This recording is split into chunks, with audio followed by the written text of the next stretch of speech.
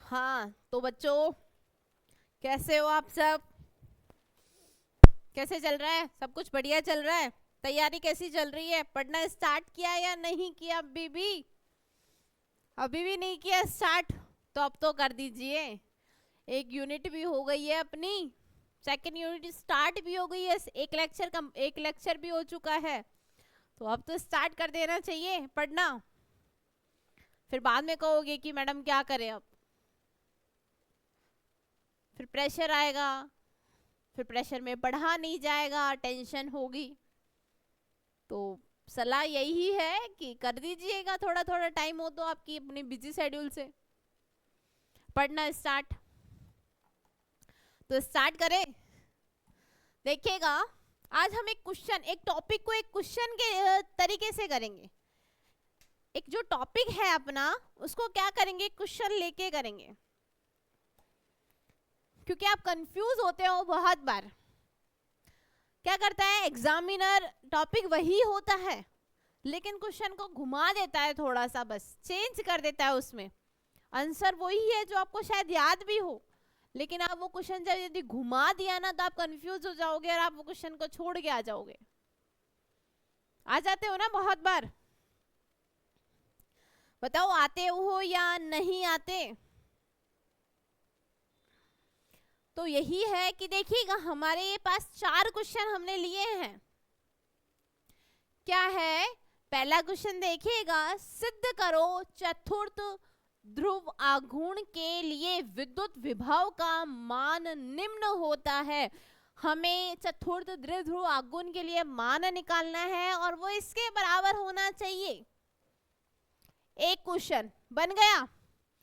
दूसरा क्वेश्चन देखें। दूसरा क्वेश्चन में क्या है कि नाभिक में आवेश वितरण के कारण उत्पन्न आघूर्ण की क्या करनी है, विवेचना करनी है। क्या नाभिक, क्या एक सेल ही लेंगे हम, एक स्पेयर ही लेंगे? घुमा दिया ना। ये भी क्या पूछ रहा है, आघूर्ण की पूछ रहा है ना। ये दोनों क्वेश्चन सेम है, लेकिन दोनों को क्या है, लैंग्वेज देखो चेंज कर दी और आप यही कंफ्यूज हो जाते हो। तीसरा देखिएगा, किसी बंद निकाय में अनियमित रूप से उपस्थित आवेश के कारण विभव की गणना कीजिए। अब बताओ क्या है? बंद निकाय और जो न्यूक्लियर होता है, जो नाभिक होता है, वो भी तो बंद ही होता है हमारे पास में। होता है या नहीं होता? बंद सिस्टम ही होता है ना जो न्यूक्लियर होता है हमारे पास में। न्यूक्लियस, नाभिक होता है ना। बताओ क्या चेंज है इन तीनों में? यहाँ भी आघूर्ण पूछ रहा है, यहाँ विभव पूछ रहा है, यहाँ भी विभव पूछ रहा है, लेकिन तीनों की जो लैंग्वेज है वो अलग है ना। तो कंफ्यूज हो गए ना आप यहाँ पे भी। तीसरा देखिएगा, किसी परमाणु के नाभिक के कारण विद्युत विभव की क्या करनी है, गणना करनी है। ये भी एक ही क्वेश्चन है। थोड़ा सा इसने एक्स्ट्रा क्या पूछ लिया, जो ये विभव निकलवाएगा हमारे पास में, द्विध्रुव आघूर्ण निकलवाता है एकल के लिए, और दूसरे के लिए द्विध्रुव आघूर्ण के लिए, और चतुर्थ द्विध्रुव आघूर्ण के लिए उनका फिजिकल मीन पूछ लिया, बस एक्स्ट्रा इतना सा किया है उसने। देखिएगा, विद्युत विभव की बीजीय व्यंजक में उपस्थित तीनों पदों का क्या लिखना है, भौतिक अर्थ, फिजिकल मीन लिखना है। चारों क्वेश्चन एक ही है, सबके एक ही उत्तर आएंगे। फर्क सिर्फ इतना है लैंग्वेज का, उसने चारों की चारों लैंग्वेज अलग तरीके से देती। चारों का आंसर एक ही होगा, चारों का आंसर एक ही होगा। मैं जैसे बात करूं, देखिएगा क्या किया है मैंने, ये एक स्पेयर लिया है, या फिर मैं इसको एक न्यूक्लियस भी बोल देती हूँ, नाभिक भी बोल सकती हूँ, एक बंद निकाय भी बोल सकती हूँ। ठीक है, बोला मैंने यहाँ तीनों एक्सिस ले ली है। मैंने यहाँ तीनों एक्सिस ले ली है, z axis, x axis, y axis, तीनों एक्सिस ले ली है, ले ली। अब मैं क्या कर रही हूँ, मैंने यहाँ इस न्यूक्लियस में एक डीवी अल्पांश का क्या लिया है, एक आयतन लिया है, ठीक है, जो थीटा कोण बना रहा है, कितना कोण, थीटा कोण, जिसकी डिस्टेंस कितनी है, ये सेंटर से स्मॉल r डिस्टेंस है, कितनी है, स्मॉल r। और जो ये न्यूक्लियस में इसमें चार्ज dq क्या है, अनियमित रूप से है, लेकिन एक बिंदु लिया है z एक्सिस पे मैंने कोई बिंदु P, जिसकी जो डिस्टेंस है सेंटर से कितनी है, कैपिटल R है, कितनी है, कैपिटल R। और जो ये बिंदु P है और जो ये dv अल्पांश है मेरे पास में,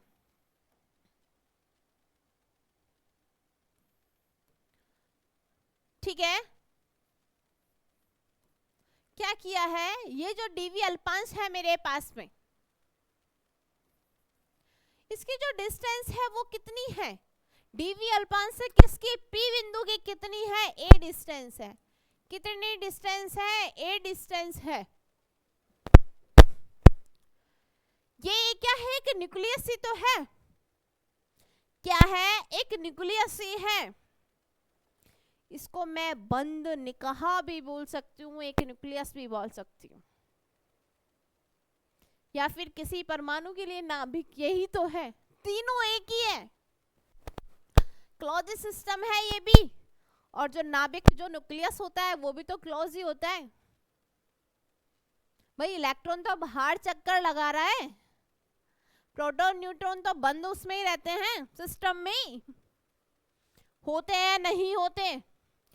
तो बस फर्क इतना ही है कि चीजें सब इक्वल है हमारे पास में, चीजें सब इक्वल है, लैंग्वेज का फर्क है, आंसर एक ही आएगा, आंसर एक ही होगा। क्या फर्क है, सिर्फ लैंग्वेज का फर्क है। आपको एक ही टॉपिक को उसने 4 तरीके से घुमा दिया, लेकिन अब याद रखना ये चारों कैसा भी हो, कैसे ही घुमाए, कंफ्यूज नहीं होना है अब आपको, ठीक है। तो स्टार्ट करें, स्टार्ट करते हैं। देखिएगा ये इसकी थ्योरी है, बाकी अभी मैथमेटिकल टर्म हम खुद करेंगे, ठीक है। क्या है, मैंने भी वही लिखा है कि मैंने एक स्फीयर लिया एक्स वाई जेड, क्या है, सेंटर O है, ठीक है।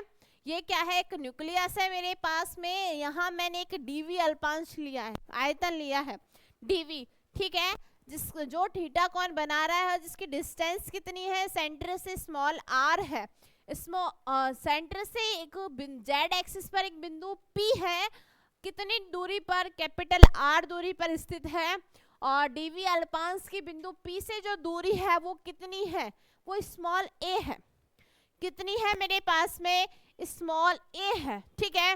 और जो इस पे हमारे पास में जो एक न्यूक्लियस स्पेस में जो चार्ज है, क्या है, जो चार्ज है मेरे पास में वो क्या है, dq है, आवेश क्या है, वितरित हो रहा है किस पे, ये न्यूक्लियस पर, समझ में आ गया। तो इसकी क्या पढ़ते हैं, देखिएगा समरी, सर्वप्रथम हम एक बंद निकाह की क्या करते हैं, कल्पना करते हैं, ठीक है। इस बंद निकाह में आवेश का वितरण अनियमित रूप से हो रहा है, कैसे हो रहा है, अनियमित रूप से हो रहा है, किसमें, बंद निकाह में, किसका, आवेश का वितरण, ठीक है। इस आवेश वितरण के कारण विद्युत विभव परिभाषित होता है, क्यों, क्योंकि चार्ज चाहिए हमें भाई, हमें पोटेंशियल निकालना है, KQ/R, तो चार्ज तो चाहिए ना। वैद्युत विभव की गणना करने के लिए बंद निकाह के केंद्र पर एक निर्देश तंत्र की हमने कल्पना की XYZ, और इस निर्देश तंत्र के मूल बिंदु से Z एक्सिस पर कैपिटल R दूरी पर एक बिंदु P उपस्थित है। इस बिंदु पर P पर विद्युत विभव हमें क्या करना है, निकालना है। माना बंद निकाह में अल्पांश आयतन क्या है, dV है, जिस पर आवेश वितरण कितना है, dq है, और यह अल्पांश आयतन मूल बिंदु से r दूरी और थीटा कोण पर स्थित है। r दूरी, स्मॉल r दूरी और थीटा कोण पर स्थित है। कौन? dv जो अल्पांश आयतन है हमारे पास में, वो बिंदु P से अल्पांश आयतन की जो दूरी है वो कितनी है? a है, स्मॉल a है। ठीक है, क्या है? जो कैपिटल R है हमारे पास में वो बहुत क्या है? बड़ा है। किससे? स्मॉल r से, क्योंकि स्मॉल r तो क्या है? न्यूक्लियस के अंदर, ये न्यूक्लियस से भी कहां जा रहा है? बाहर जा रहा है। ठीक है, तो यही चीज है। ये समझ में आ गया? आया या नहीं आया ये चीज बताइएगा। आ गया? तो स्टार्ट करें। इतना समझ में आ गया? समरी आपको जो मैंने डायग्राम बनाया वो समझ में आ गया? तो देखिएगा, हमने आयतन आवेश घनत्व की परिभाषा से क्या लेते हैं?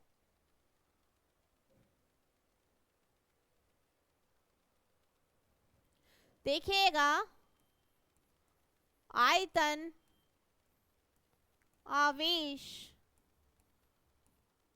घनत्व की परिभाषा से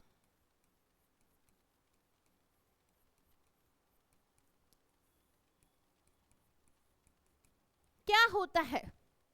क्या होता है हमारे पास में? रो बराबर क्या होता है? dq upon dv। बताओ, यही होता है या नहीं होता है? यही होता है। तो यहां से मैं ये लिख दूं, dq का मान क्या लिख दूं? रो dv। बताओ, लिख सकती हूँ या नहीं लिख सकती? ये इक्वेशन फर्स्ट मान ली मैंने। मान लू dq बराबर रो dv कर सकती हूँ आयतन आवेश घनत्व की। ठीक है, तो देखिएगा, जो अल्पांश हमारे पास में क्या है? जो अल्पांश आवेश है, अल्पांश आवेश कितना लिया था? dq। dq के कारण बिंदु जो P पर हमें क्या निकालना है? विभव निकालना है ना। देखिएगा, अल्पांश आवेश dq के कारण बिंदु P पर विभव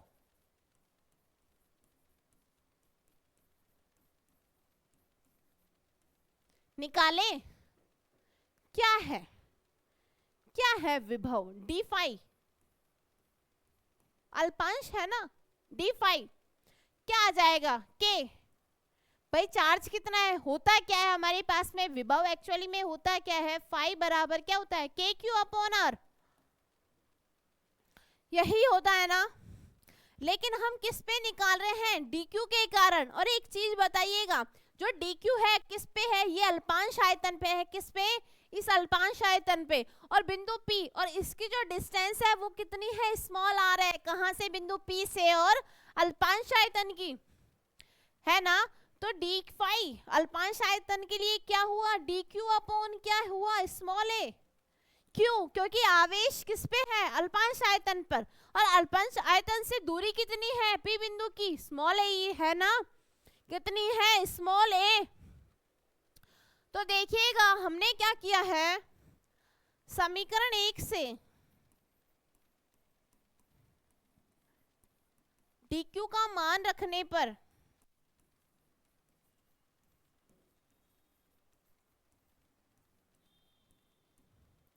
रख दे मान। देखिएगा क्या किया है? d फाई बराबर k, dq का मान कितना है? रो dv अपॉन क्या है? a। क्या है? रो dv अपॉन क्या है? a। आया समझ में? अब एक चीज बताइएगा, मैंने आपको बताया था मैं संपूर्ण बंध निकाह के लिए ले रही हूं, तो कितना आएगा? क्या लेती हूँ मैं? इंटीग्रल लेती हूँ, समाकलन करती हूँ ना, करती हूँ। तो देखिएगा,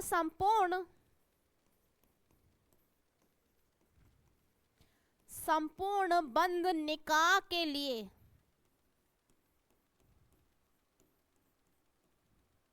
लिखें क्या? फाई दोनों तरफ क्या किया मैंने? समाकलन किया। समाकलन किया, क्या आया के रो डीवी अपॉन क्या आया स्मॉल ए। क्या किया है, दोनों तरफ समाकलन कर दिया मैंने, समाकलन किया, अवकलन समाकलन कैंसिल आउट, दोनों तरफ समाकलन कर दिया। ये इक्वेशन कौन सी आई मेरे पास में, 2। कौन सी इक्वेशन, 2। अब एक चीज बताइएगा, यहीं कर देते हैं, इतना आया। मैं क्या कर रही हूँ, हमें क्या निकालना है, ये जो 1/a है इसका मान निकालना है। क्या निकालना है कि जो समीकरण 2 है मेरे पास में 1/a का मान ज्ञात करने पर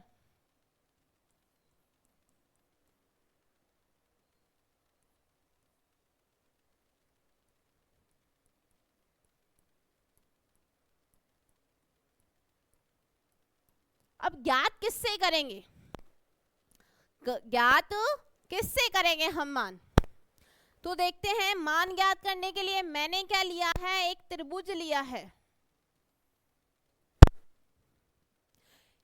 क्या, ये मेरे पास में सेंटर है ओ, ये कोई मैंने अल्पांश आयतन जो लिया था, ये जो बिंदु है ये मैंने लिया है ए, मैंने ये वाला त्रिभुज उठा लिया है, कौन सा, ओपीए। कौन सा, ओपीए। देखिएगा मैंने क्या किया है,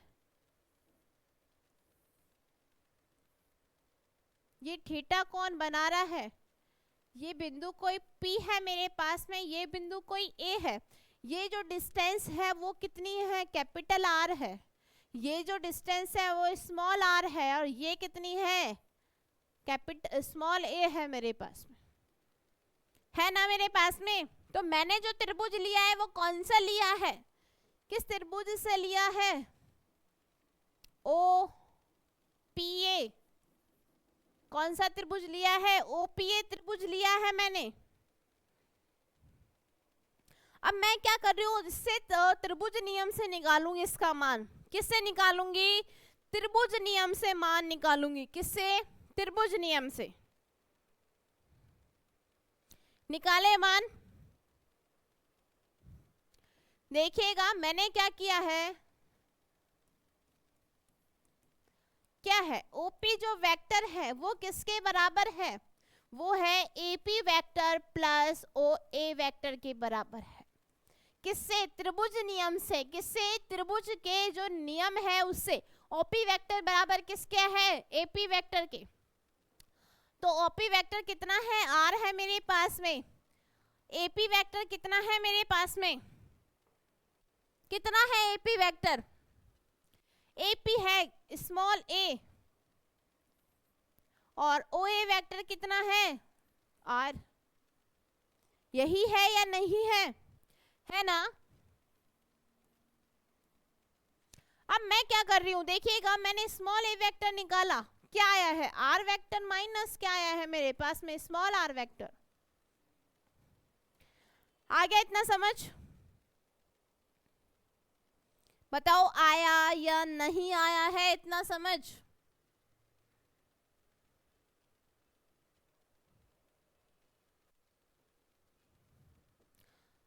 आया या नहीं आया इतना समझ। अब मैं क्या कर रही हूं, जो ये कौन सी इक्वेशन ले ली है मैंने, इसको इक्वेशन नंबर 3 मान ली है। क्या माना, इक्वेशन 3। अब समीकरण जो 3 है, समीकरण 3 का स्वयं के साथ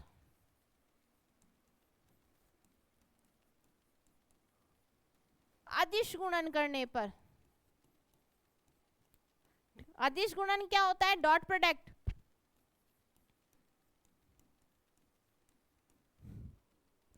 कर दे तो देखिएगा क्या किया है, A vector dot A vector बराबर क्या है, R vector minus R vector dot क्या किया है, R vector minus R vector. दोनों के साथ क्या कर दिया, अदिश गुणन कर दिया। कर दे, क्या आया है, A vector dot A vector कितना आया मेरे पास में, ए स्क्वायर आया है ना। देखिएगा A vector dot A vector कितना होता है, ए स्क्वायर हुआ। अब R vector dot R vector ये कैसे होगा, पहले ये आर इसके साथ होगा, तो R vector dot R vector कितना होगा, आर स्क्वायर हुआ। हुआ ना आर स्क्वायर। फिर देखिएगा, फिर ये जो माइनस आर है और ये माइनस आर दोनों का डॉट प्रोडक्ट होगा तो माइनस माइनस प्लस हुआ, R vector dot R vector कितना हुआ, स्मॉल आर वेक्टर या आर स्क्वायर हुआ ना स्मॉल, क्या हुआ स्मॉल आर स्क्वायर। अब क्या होगा, दोनों का क्रॉस प्रोडक्ट वो होगा, अब r जो वेक्टर है वो स्मॉल r से मल्टीप्लाई होगा और r जो ये है वो इसके साथ भी डॉट प्रोडक्ट होगा ना। तो क्या आएगा मेरे पास में, आएगा -2r vector dot r vector.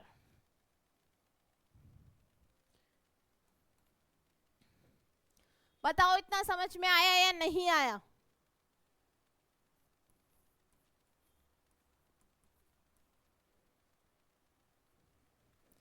बताओ इतना समझ में आया या नहीं आया।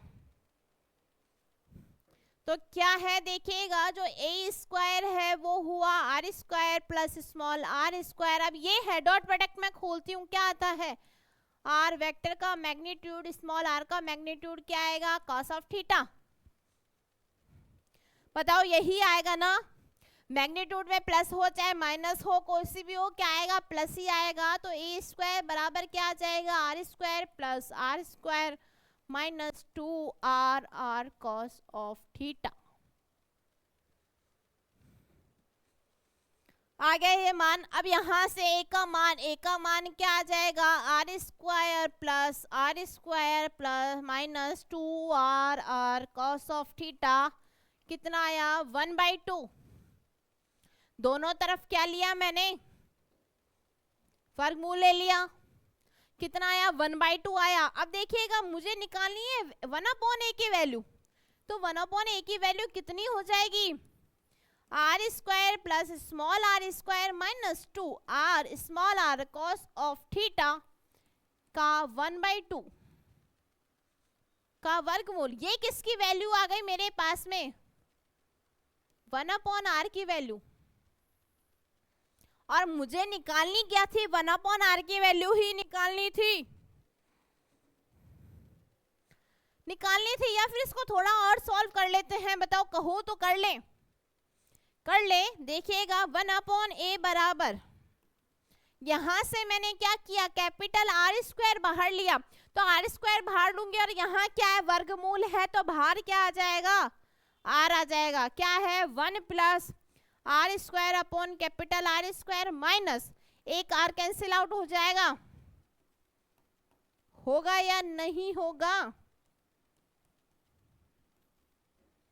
बताओ ये वाली वैल्यू बचेगी या नहीं बचेगी, बचेगी ना।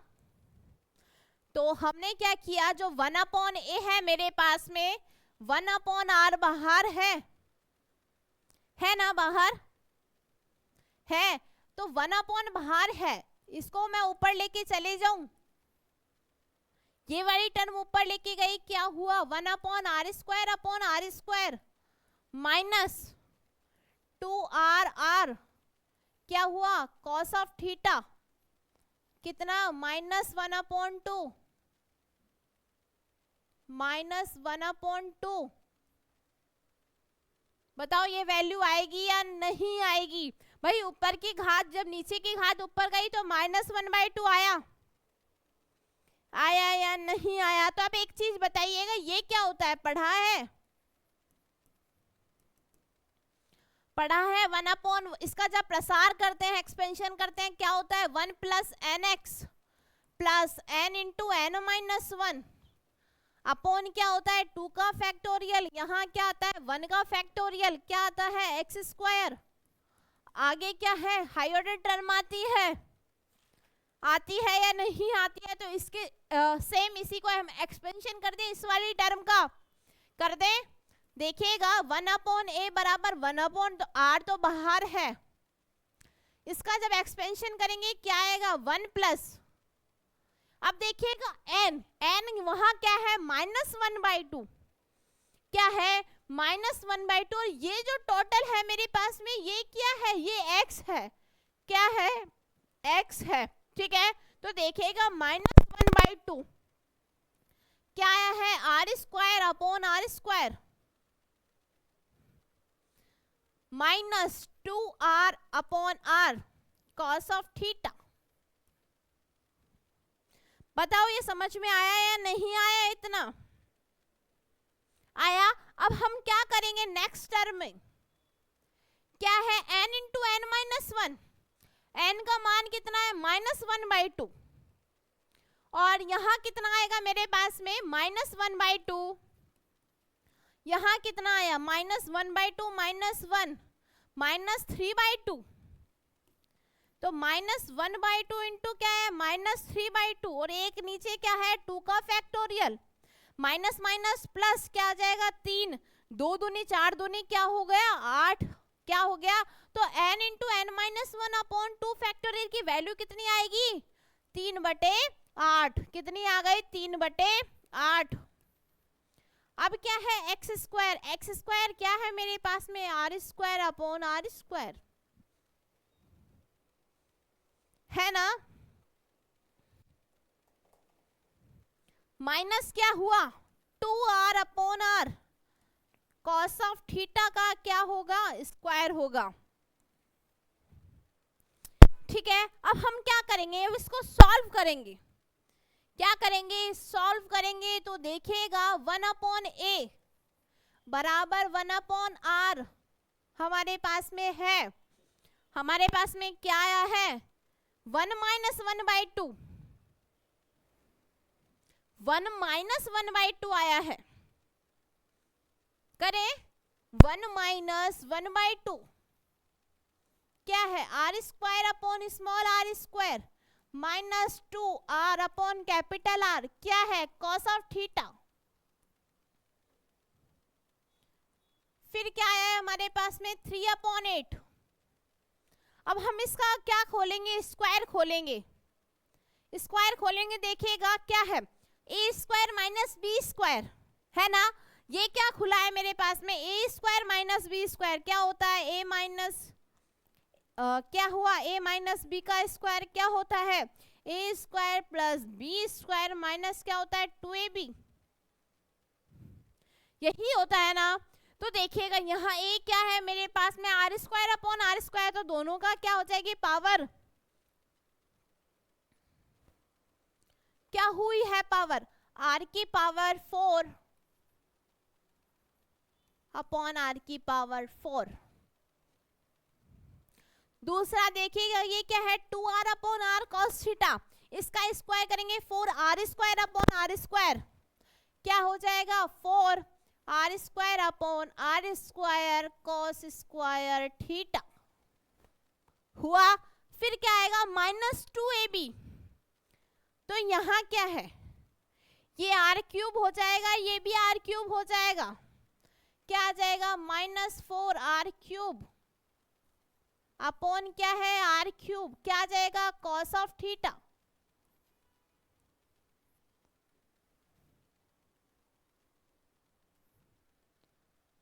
यही होगा या नहीं होगा? बताइएगा।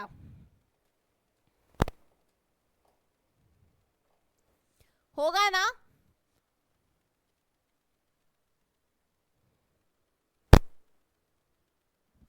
तो हमने क्या किया? ये वाली टर्म को खोल दी है।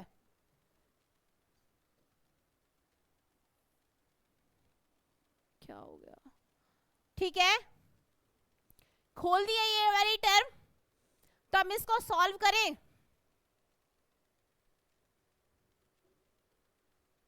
टेढ़ी गई क्या ये लाइन? कोई बात नहीं, इसकी सीधी कर देते हैं।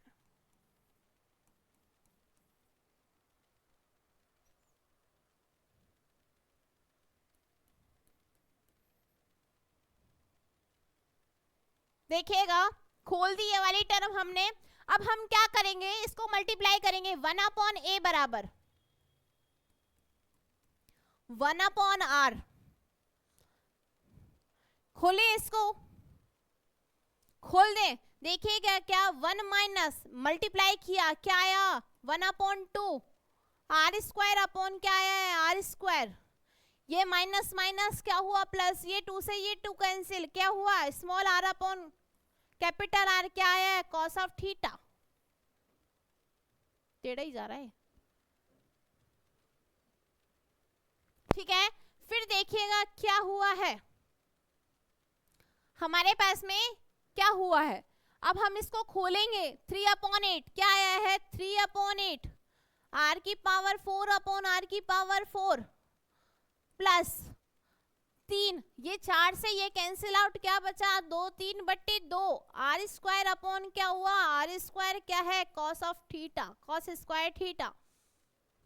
ठीक है, अब यहाँ देखिएगा यहाँ क्या है, ये भी कैंसिल आउट, 3 क्या आ गया, 2 आ गया, क्या आ गया, आर की पावर क्यूब अपॉन आर की पावर क्यूब, क्या है, कॉस ऑफ थीटा।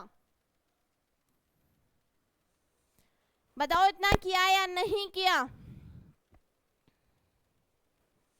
तो देखे क्या है, 1/a बराबर क्या है मेरे पास में, 1/r आया है।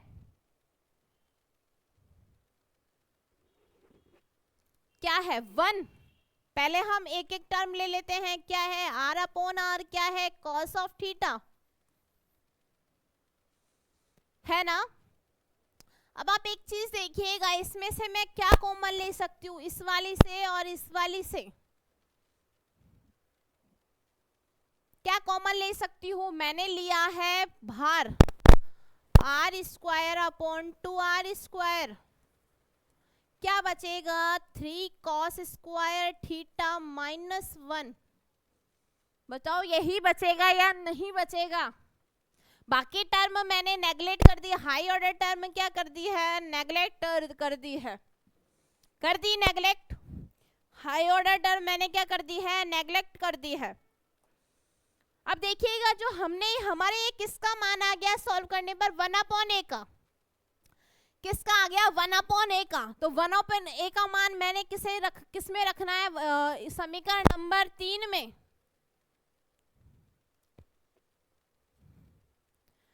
देखिएगा किस में रखना है, समीकरण नंबर 3 में रखना है, किसका मान, समीकरण नंबर हमें 3 से मान रखना है समीकरण 2 में।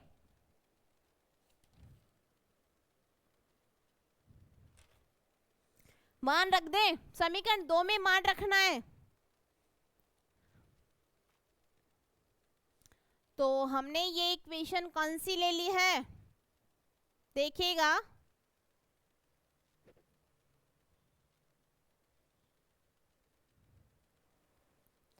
हमने जो ये इक्वेशन मान ली है 4, तो देखिएगा समीकरण 4 से मान समीकरण 3 में समीकरण 2 में रखने पर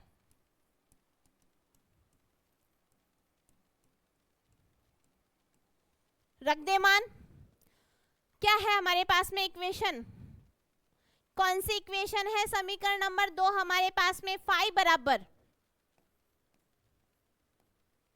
क्या थी इक्वेशन हमारे पास में, इंटीग्रल के रो dv 1/a, 1/a का मान कितना है, ये है हमारे पास में, कितना है ये, तो मान रखें 1/a का मान 1 plus small r upon capital R cos of theta plus r square upon 2r square 3 cos square theta -1, क्या है dv। ये कौन सी इक्वेशन में मान रख दिया हमने, समीकरण नंबर 2 में मान रख दिया, किससे, समीकरण 4 से रख दिया मान। अब हम इसको अलग करते हैं, देखिएगा हमने क्या किया है, अलग करते हैं, मान क्या किया 5 बराबर, कैसे अलग किया देखिएगा, हम एक एक टर्म को अलग अलग करते चलते हैं। हमारे पास में कितनी टर्म बनेगी, कितनी टर्म बनेगी बताइएगा, कितनी टर्म बनेगी मेरे पास में, जैसे मैंने यहां से k/r बाहर ले लिया, सबसे k/r सबसे मैंने बाहर ले लिया, तो एक टर्म, दूसरी टर्म और तीसरी टर्म बनी, 3 टर्म बनी मेरे पास में। बनेगी या नहीं बनेगी बताइएगा।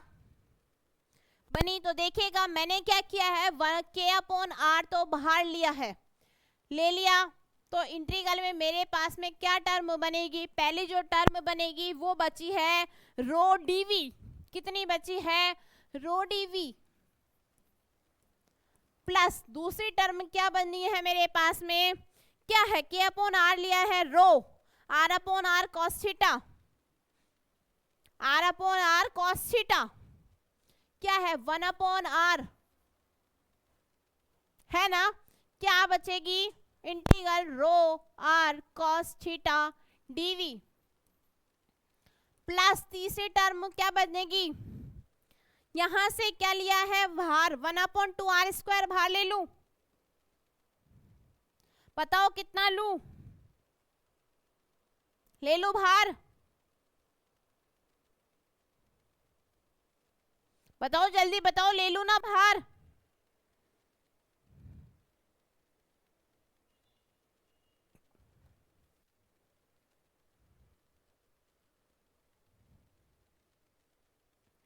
तो बाहर ले ले, क्या लिया है हमने यहां से कॉमन ले लिया 1/2r², या फिर मैं कॉमन ले रही हूं सिर्फ 1/r², इंटीग्रल क्या है मेरे पास में रो r², 3 cos² थीटा -1/2, ये क्या है dv, ये कौन सी है, थर्ड टर्म होगी मेरे पास में, कौन सी, ये इक्वेशन मैंने मानी है इक्वेशन नंबर 5। बताओ समझ में आई है नहीं आई है। अब मैं क्या कर रही हूं, माना देखिएगा वेहर जहां फर्स्ट सेकंड थर्ड तीनों इक्वेशन को कुछ अलग अलग मान लेती हूं, मैंने माना कि जो P0 है, P0 मैंने मान लिया, क्या P0 माना मैंने कि जो इंटीग्रल रो dv है इसको P0 मान लिया, क्या मान लिया, रो dv, क्या मान लिया, रो dv, ठीक है। ये क्या है, एकल, क्या है, एकल आघूर्ण है, क्या है, एकल ध्रुव आघूर्ण है मेरे पास में बच्चों, ठीक है। सिमिलरली इसी प्रकार मैंने P1 क्या माना है 1/ρr cos of theta dv, ये क्या है, द्विध्रुव आघूर्ण है मेरे पास में, ठीक है। अब मेरे पास में क्या है, क्या है, देखिएगा जो P2 है वो क्या है, रो r², क्या हुआ 3 cos² थीटा -1/2, ये क्या है dv, ये है मेरे पास में चतुर्थ, क्या है, चतुर्थ आघूर्ण है, क्या है,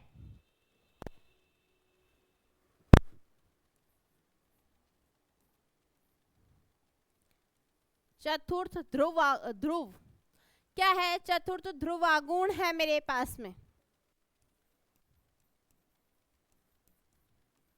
ठीक है। मैंने क्या मान लिया, इन स्टेप को P0 P1 P2 मान लिया है, किसमें, क्योंकि हमें क्वेश्चन में भी यही गिवन है ना, है ना। अब मैं क्या कर रही हूँ, इनसे मान रख रही हूं, क्या कर दिया, मान रखने पर P0 P1 व P2 से मान रखने पर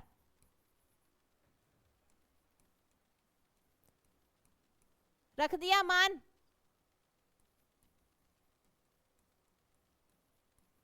देखिएगा क्या किया है, जो इक्वेशन 5 है मेरे पास में मैंने मान रखा, रख दूं मान 5 बराबर क्या है, k/बाहर, तो बाहर चल रहा था, सब में चल रहा था ना बाहर, या नहीं चल रहा था बताइएगा, चल रहा था, क्या था P0 प्लस P1 अपॉन क्या था R, प्लस क्या था P2 अपॉन क्या था R², था यही महान, बताओ यही मान था ना, बाकी टर्म तो आगे चल रही थी हमारे पास में,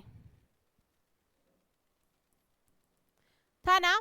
देखिएगा फाई बराबर क्या आया है, के पी अपॉन आर, प्लस क्या आया है, के पी वन अपॉन क्या आ गया, आर स्क्वायर, प्लस के पी टू अपॉन आर की power cube, test test test. चला, अब हम जानते हैं कि हमारे पास में जो k है उसका मान कितना होता है, k बराबर 1/4 पाई एप्सिलॉन नॉट, यही होता है। तो मान रख देते हैं कि हमारे पास में 1 अपॉन मतलब p 4 pi epsilon not r। Question भी तो लेके आना है, p1 4 pi epsilon not r square plus p2 upon 4 pi epsilon not r square, sorry r cube.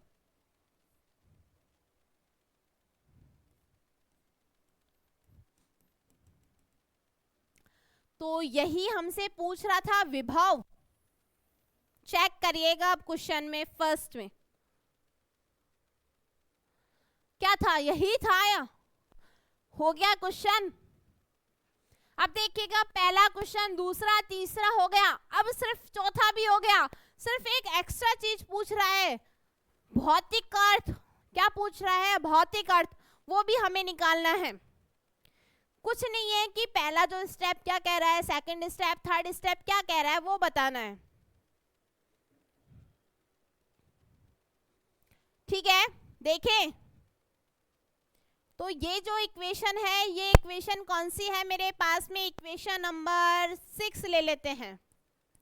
तो जो समीकरण 6 है,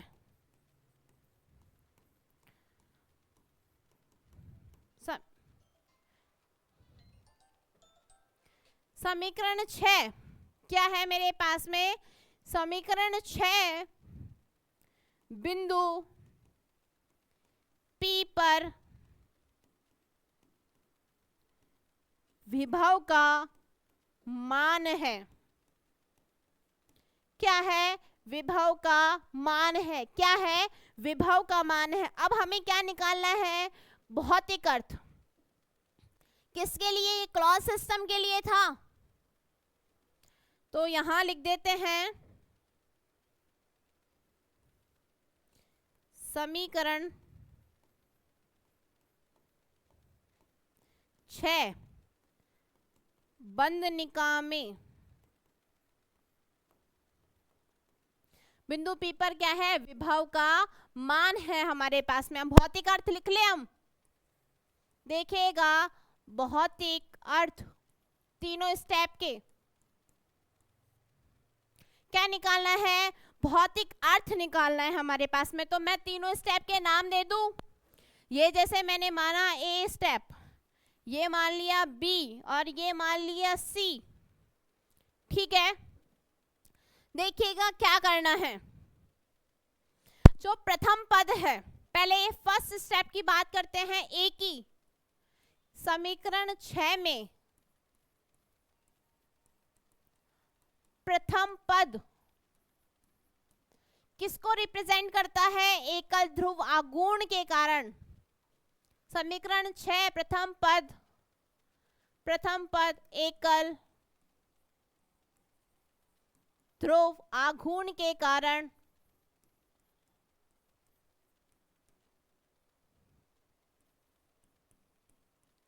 बिंदु P पर किसको रिप्रेजेंट कर रहा है, विभव को। विद्युत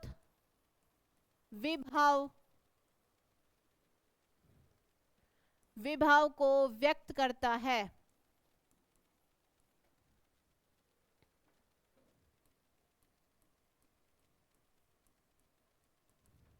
ठीक है, यही हमने लिखा था ना। तो क्या था, P नॉट बराबर क्या था हमारे पास में, रो dV।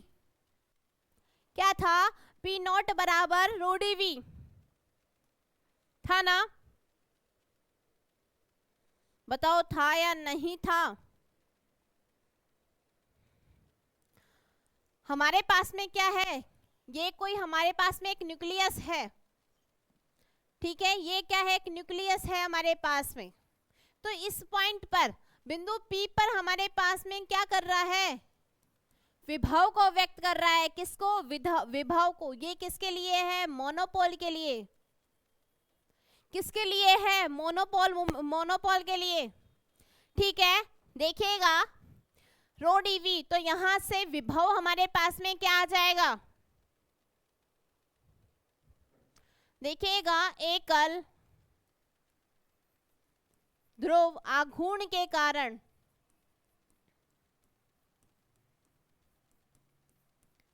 विद्युत विभव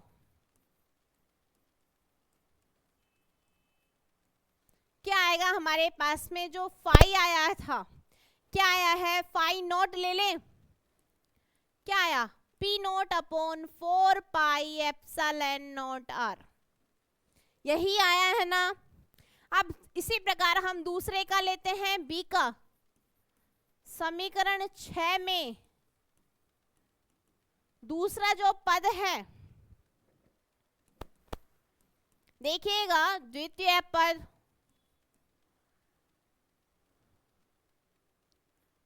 द्विध्रुव आघूर्ण,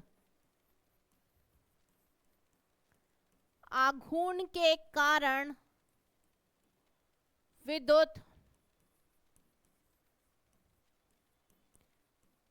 विभव को व्यक्त करता है।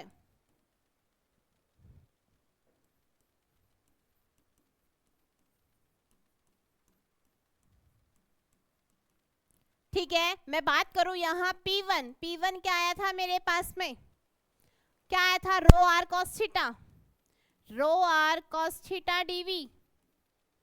मैं इसको ऐसे लिख सकती हूं, रो जेड डीवी, क्योंकि मेरे पास में z क्या है, आर कॉस थीटा है ना।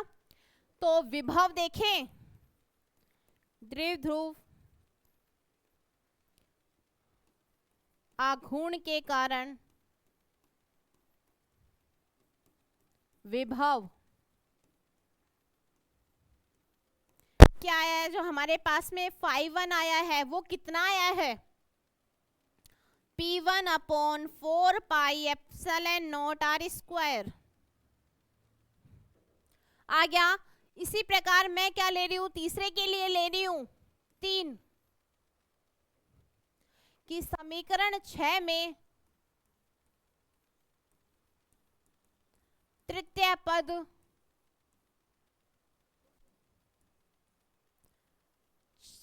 चतुर्थ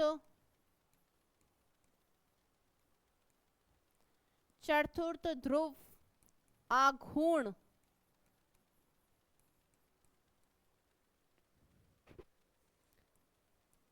के कारण विद्युत विभव को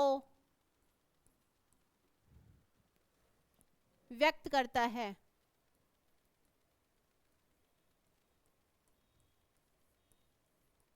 क्या है, P2 मेरे पास में क्या आया था, rho R square 3 cos square theta minus 1/2 क्या है, डीवी, यही है ना। तो देखिएगा चतुर्थ ध्रुव आघूर्ण के कारण विभव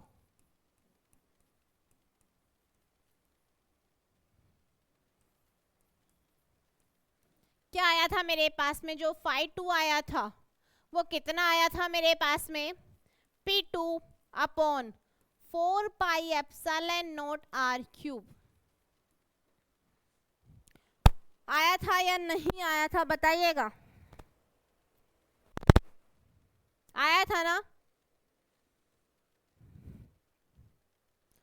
या फिर मैं एक चीज बताऊं, यही था। अब इसको या तो फिर आप कार्टेशियन कोऑर्डिनेट में भी चेंज कर सकते हो। कैसे, देखिएगा यहां से क्या हुआ है, ये आर स्क्वायर में अंदर लेके गई, बताऊं एक बार, यहां साइड में ये मैं आर स्क्वायर अंदर लेके गई, तो देखिएगा क्या हुआ है, रो क्या हुआ है, R square 3r² cos square theta minus R square हुआ है ना, ये तो कांस्टेंट टर्म में बाहर निकाल दे, ठीक है। ये क्या हुआ है, z हुआ है मेरे पास में, क्या हुआ 3z² माइनस आर स्क्वायर। अब देखिएगा आर स्क्वायर होता क्या है, x² plus y² plus z², यही होता है ना। देखिएगा क्या है, 3z² माइनस क्या हुआ, x² minus y² minus z², यहां से क्या आया है 2z² बचा माइनस x² माइनस y², बचा या नहीं बचा बताओ। तो ये किस में आ गया, हम कार्टेशियन कोऑर्डिनेट में भी यदि देता तो भी हम इसको चेंज कर सकते थे, ठीक है। तो मैंने सिर्फ इतना समझाने के लिए आपको ये बताया है कि कार्टेशियन कोऑर्डिनेट में हमारे पास में क्या है, r cos थीटा 5 में, स्पेरिकल में हमने किस में चेंज कर लिया, कार्टेशियन कोऑर्डिनेट में, कार्तीय निर्देशांक में भी हमने इसको क्या कर लिया, चेंज कर लिया, ठीक है। तो ये हमारे पास में क्या आ गया है, चतुर्ध्रुव आघूर्ण के कारण क्या आ गया है, विभव आ गया है, क्या आ गया है, विभव। तो हमारा जो ये क्वेश्चन है वो क्या हो गया है, सॉल्व हो गया है।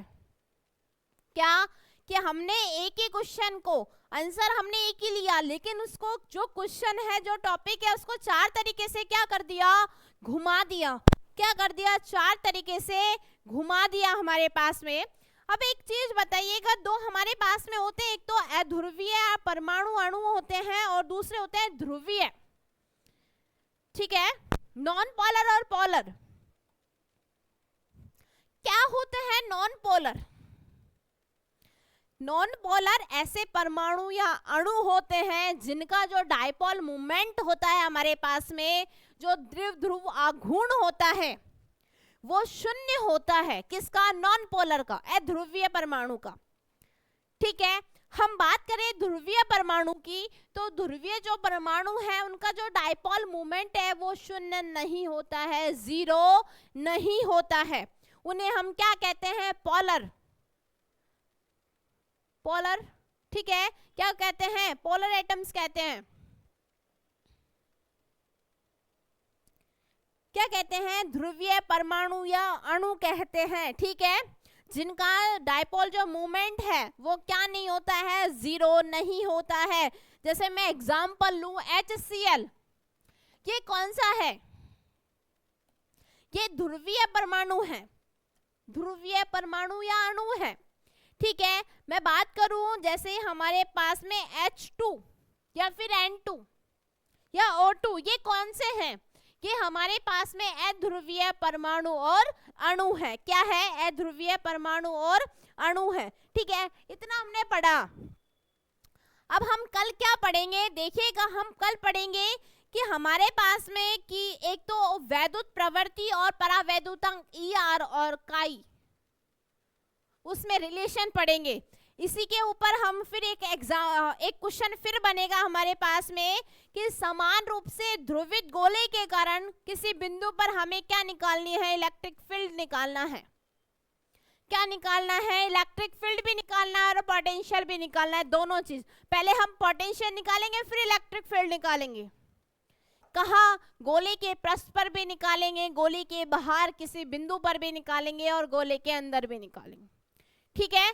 ये हम बात करेंगे कल, कब बात करेंगे, कल। तो आज अपनी क्लास बच्चों यहीं खत्म होती है, मिलते हैं कल, राधे राधे।